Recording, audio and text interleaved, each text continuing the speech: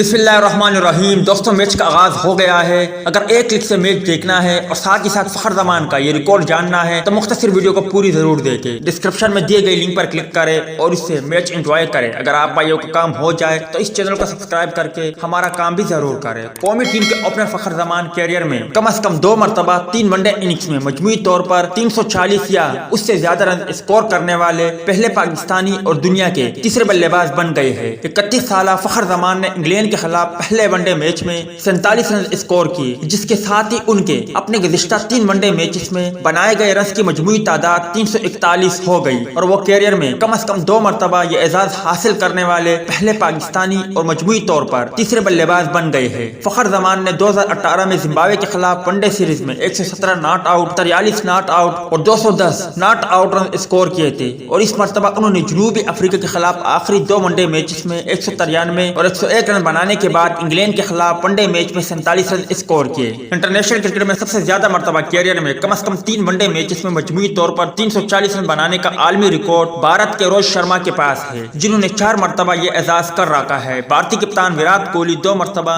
ये एजाज अपने नाम कर चुके हैं।